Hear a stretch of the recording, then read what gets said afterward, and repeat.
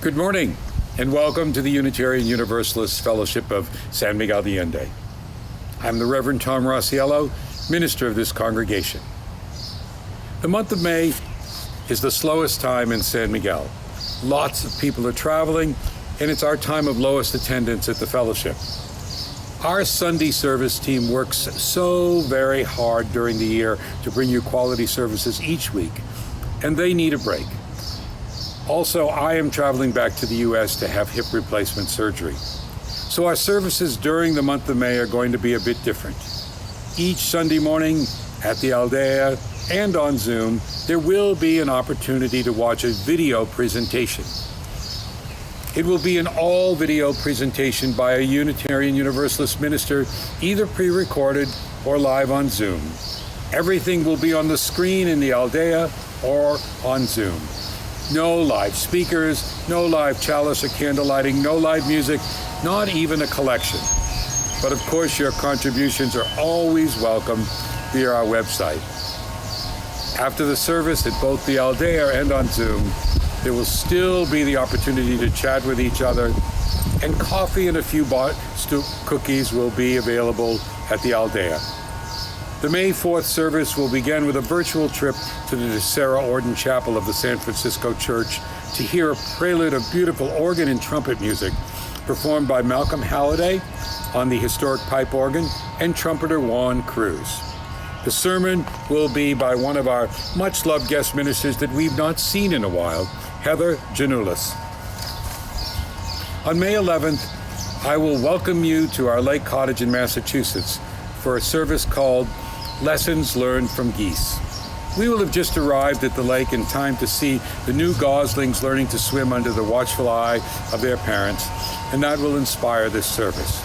A recording of a two-piano arrangement of Saint-Saëns' The Swan, featuring pianists Malcolm Halliday and Olga Rolgash, will lead us into our time of worship.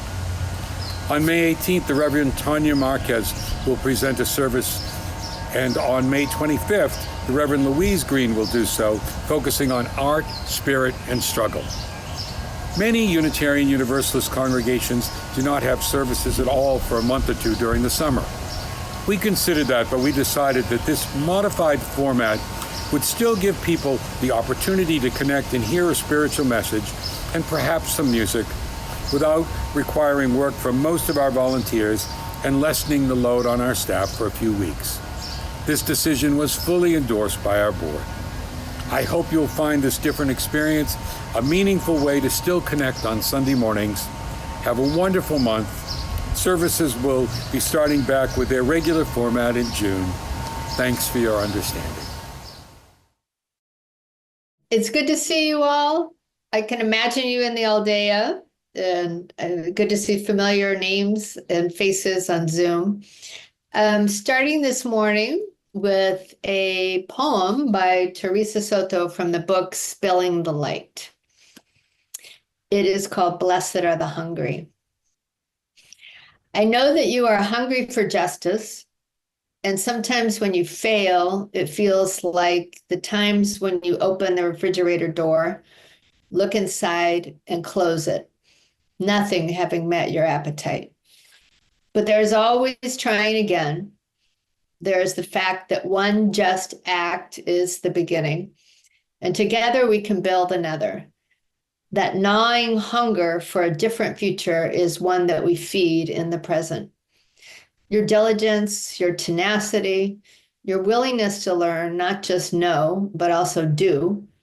Hunger shaping how you nourish and feed one another with the long spoons of your compassion, until you're strong enough to feed the part of the world that you can reach.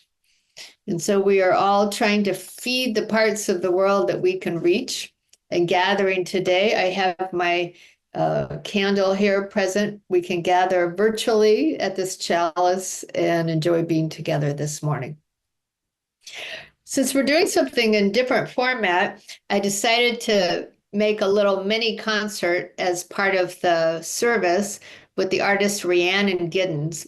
And I chose her because she collaborates in so many ways And because I got to see her live a few weeks ago, she was one of the artists who canceled her engagement at the Kennedy Center and moved to a different venue here in Washington, D.C., where I am. And this first song is one of her collaborations with the Chris Matthews and the Resistance Revival Chorus. It is about longing for peace. So I gather us with that music as we tune in to longing for what we want to be a better world and longing for the peace that we all desire. Good to be with you. Our first reading this morning is from an essay that was entitled When There is Darkness, Art Lights the Way. It's by Philip Kennicott, a Washington Post essay. Art connects us to each other, to the world, to community. Art refines our senses, sharpens our thinking, trains us in perception. Art helps us to see both passionately and clearly. It increases our capacity for empathy and care. It is a kind of moral reasoning. It elicits emotions and tames their destructive power. It draws us deeper into ourselves, helps us sort out the trivial and ephemeral from the essential and the eternal. It both consoles us and sharpens our pain. Art is struggle. It may all be in vain, but no one who cares about art can give up the struggle for one very simple reason. Even on the best of days, even when the world isn't going mad with delusion and hatred, art is a struggle to stay sane and live with purpose. It's always been about surviving the darkness. And our second reading is another offering from Rhiannon Giddens. This will be a sung reading of her children's book that's called We Could Fly. She wrote the song with Dirk Powell. The art is by Brianna Mokodiri Uchendu.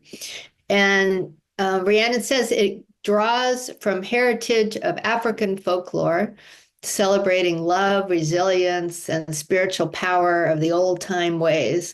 She is a connoisseur of the old-time ways, which she calls tradition and shared cultural memory.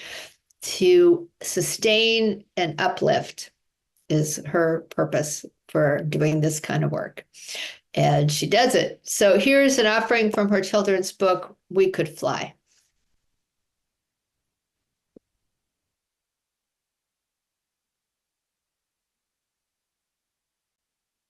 I love that expression of escape, liberation, and freedom. It goes with the longing for peace and the beauty of the art.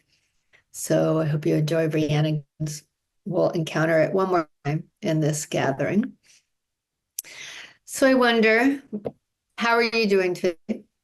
I mean, really, how are you doing? In the new global realities of a dominant, unchecked power, the ongoing trauma is rough to witness and experience. You might be worrying about the ways to survive the literal and the metaphorical darkness. In the era that's now unfolding, there are these daily disasters and future fears found. It is a time of tender outrage and pain. And there are many examples of inspiration, resilience, and courageous public leadership. So over these next cruel years, we will need to find new ways to survive and thrive. As people with inclusive community values and faith, we have built traditions of resistance for centuries. It's important to remember how the arts have been and can continue to be central to our thriving. I read Philip Kennicott's essay less than a month after the November election, and so his clarion call struck me deeply. He wrote, "Art refines our senses, sharpens our thinking, trains us in perception. Art helps us to see both passionately and clearly. It increases our capacity for empathy and care. It is a kind of moral reasoning. Kennicott refers to the many fields of artistic expression across all disciplines. And during times of struggle, the arts can take us on a familiar journey or to brand new places. Our culture is shaped and challenged in artistic spaces, and political responses are crafted. This nurtures all the ways we celebrate, lament, and transform. In his longer essay, Kennicott notes that the arts can also serve to prop up powerful elites and may surely oppress the marginalized. For example, Donald Trump took over the National Kennedy Center for the Arts in DC and appointed himself president of the board. This was named as a return to a golden age of arts and culture, and his vision leans hard towards white Euro-American dominance. So yes, it's important to discern who shapes the view of what we are experiencing through art and why. And this was the reason that Rhiannon Giddens canceled her Kennedy Center concert and moved to another venue. Back in 2017, the new President Trump and First Lady Melania asked the Guggenheim Museum in New York City to borrow a famous Van Gogh painting for some years. Not for public viewing, they wanted to hang it in their private quarters in the White House. The museum firmly declined, but did offer to loan them another piece of art. And I'd really love to know who thought of this. The sculpture the Guggenheim suggested was created by Italian artist Maurizio Cattelan, and it was entitled America. What did it look like? It was a fully functional 18-karat gold toilet and a ceramic comment on the United States. Wow, not subtle. And this counteroffer created a controversy, as you might suspect. The creator of the golden toilet, Maurizio Cattelan, spoke about the uproar by saying this: "Everything seems absurd until we die, and then it makes sense. Everything seems absurd until we die, and then it makes sense." What? Did I mention that artists can also be obscure and opaque? I am not sure what the heck he meant there. But it certainly wasn't the first time that an artist disrupted the view or challenged assumptions and offered a new take on a familiar scene. Irreverence, critique, whimsy abound in art, along with surprise, beauty, and uncomfortable raw expression. We'll see more of this proactive and collaborative resistance art in the next years, and it just might help us cope. Artistic reimagining and flourishing will be key to thriving in any field amidst the relentless stream of challenging events. And this is a defining moment for any organization or community with liberal or progressive values. How do we live into any vision, including the UU framework of 8 principles with love at the center? We need to cultivate more imagination and daring, less fear and complacency. And the arts bring us powerful ways to get past vague abstractions of words and concepts. They take us into living stories, poems, images, movements of human and non-human expression. The kaleidoscope of the arts expands the range of possibilities for living for all the collectives we cherish. Political organizing, strategic action will always need those wider perspectives, along with the disruption of dominant culture and power. So creative use of the arts to cultivate resistance and resilience will be vital in these times, along with any humor that can emerge along the roller coaster way. I wonder, how might your own growth as a person and all of our growth in UU communities be expanded? Perhaps by experiencing even more visual arts, music, literature, dance, film, theater, poetry, spoken word. Disrupt the daily practice and the weekly rhythm by exploring some worlds that are beyond the perimeter of what you usually know. We need to get out there, experiment, and find fresh views to inspire and support our souls. So let's dramatically increase our arts experiences in 2025, hear and make more music, read and write more poetry, see and create visual art, experience and make films, see dance and move in some brand new ways, visit those museums you always meant to see. And the potential list goes on. And the entire arts universe can be experienced in so many ways, including online and on screens everywhere. You don't need to leave your home to access the vast realms of learning and experience. And of course, it feels great to be in spaces where live performance and art are happening. I just participated in something like that at a place called the Dance Exchange in Tacoma Park, Maryland, which was founded 50 years ago by Liz Lerman, asking the questions, who gets to dance and who decides? She created Center for Multi-Generational and All Ability Dance. And I was in a collaborative project where we made a piece called Ordinary Acts of Resistance. We ranged in age from our 30s to the co-lead artist was turning 90, and created all sorts of work that came into a piece together on finding resistance and doing something in a collective. It was a powerful experience, and we used a reading from On Tyranny by Timothy Snyder, which you might be familiar with, and choreographed movement to what arose in us. So it was a deepening of our desire and our acts of resistance and an opening into new creative ways of experiencing it. There are great challenges ahead as so many structures and norms dissolve before our eyes. And there will be plenty of political strategic campaigns on issues where we do want to fiercely express our highest UU national and global values. However, there is only so much we can do using just the realms of intellectual analysis. We need to imagine broadly in all forms of human expression. We must be widening our creative methods and experiences of collective action over time. The arts at their best impact our hearts, even disrupt our souls. So design some creative practices which can run like rivers of inspiration through every aspect of living. Let this change the way you move in the world.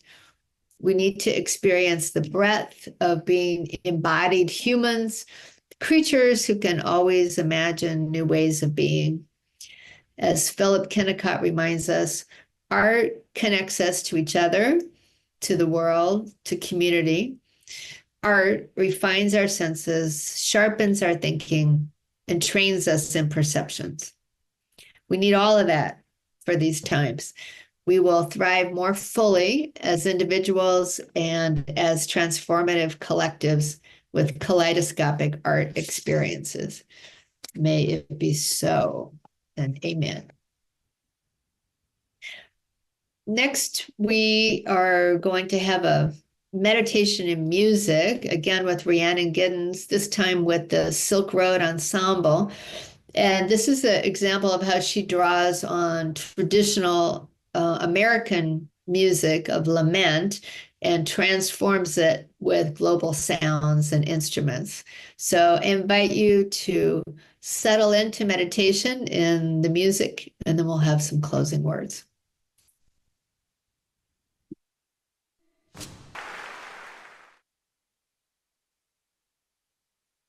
Thank you for joining one of these shorter May services with inspiration and gathering in a different format. I'm glad we could have an immersion in arts for Rhiannon Giddens and other ways of reflecting today and being together. I'm going to close with another poem by Teresa Soto in this book, Spilling the Light.